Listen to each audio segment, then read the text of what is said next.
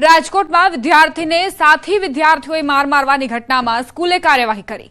SOS સ્કૂલની હોસ્ટેલમાં વિદ્યાર્થીને સાથી વિદ્યાર્થીઓએ માર માર્યાનો બનાવ સામે આવ્યો।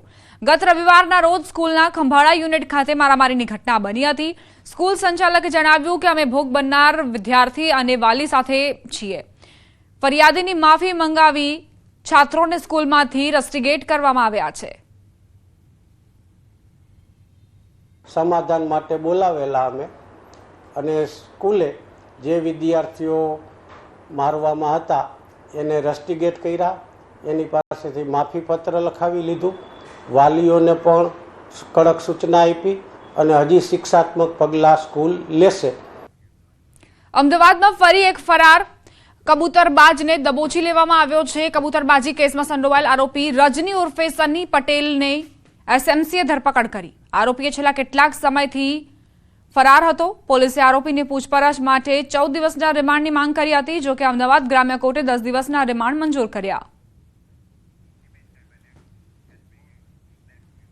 હિંમતનગર પર યુવક પર હુમલો।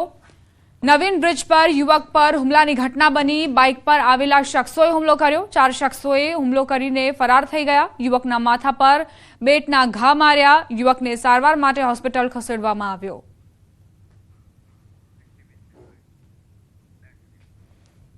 તેર વર્ષીય કિશોરની છરીના ઘા ઝીંકીને હત્યાને અંજામ આપવામાં આવ્યો છે। મોબાઈલ ગેમના કારણે કિશોરની હત્યા કરાઈ હોવાની આશંકા।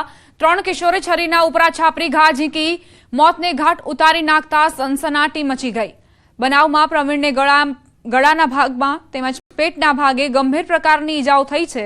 ગામના બગીચામાં તમામ બાળકો બગીચામાં રમતા હતા, તેવામાં માથાકૂટ થઈ હુમલો કરવામાં આવ્યો। હત્યામાં 3 આરોપીઓ કાયદાના સંઘર્ષમાં આવેલા બાળકો હોવાનું અનુમાન લગાડવામાં આવી રહ્યું છે। તેમ છતાં તેઓને રાઉન્ડ અપ કરી લેવાયા છે। પોલીસે હત્યા પાછળના ચોક્કસ કારણો જાણવા તપાસનો ધમધમાટ શરૂ કર્યો છે।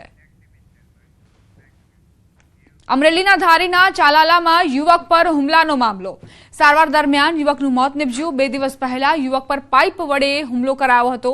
હુમલામાં યુવકના માથાના ભાગે ગંભીર ઈજાઓ થઈ હતી। યુવકનું મોત થતાં મામલો હત્યામાં પલટાયો।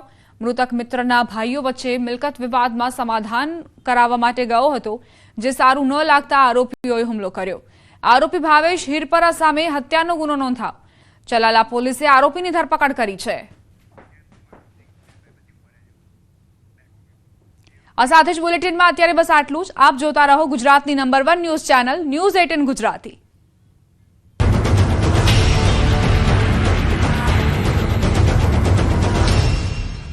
આજમાં મોટી નમસ્કાર।